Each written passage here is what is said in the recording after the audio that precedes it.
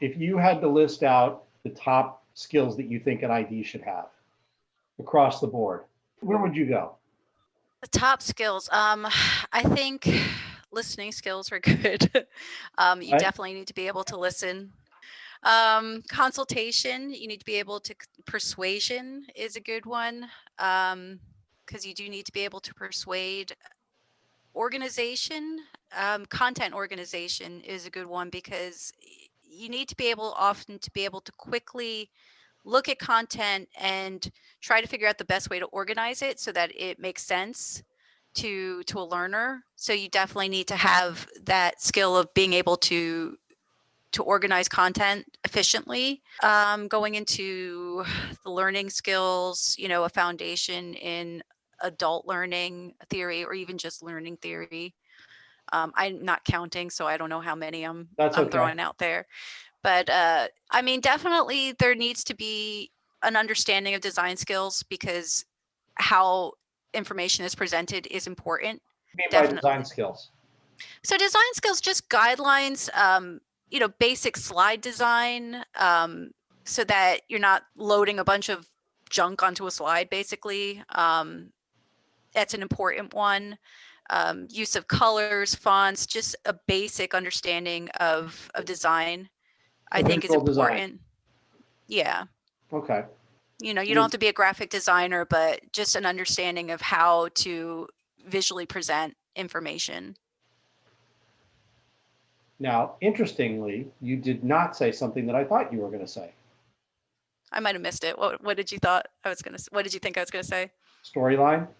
Captivate? No, and I'm gonna be honest. I don't think that those. I don't, because again, anybody can buy the license for that. Anybody can watch the videos. Anybody can learn how to use it. It's the foundation of how you use it that's more important.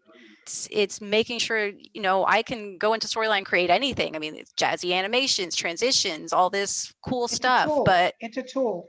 it's a So tool. I It's see how you use it. storyline as a brand, right? If you look at it that way, right? I've got to hang up a picture, and so I want to screw a nail in the wall, let's say, right?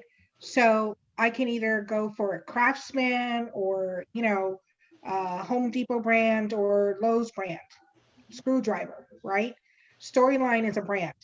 There are other tools out there, right, that can do similar to what Storyline does, like Captivate, right? Or what's the other one? iSpring. And there's different tools out there.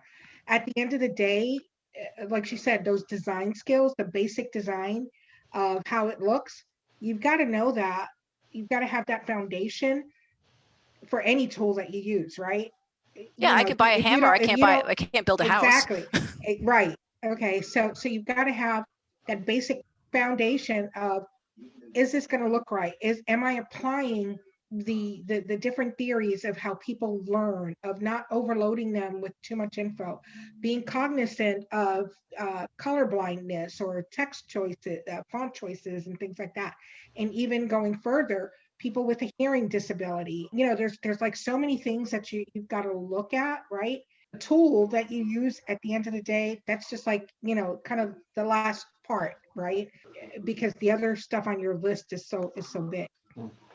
The only other one that she didn't mention, I would say, is having some. She did say organization, but really project management is a huge thing. But it goes aligned with the organization.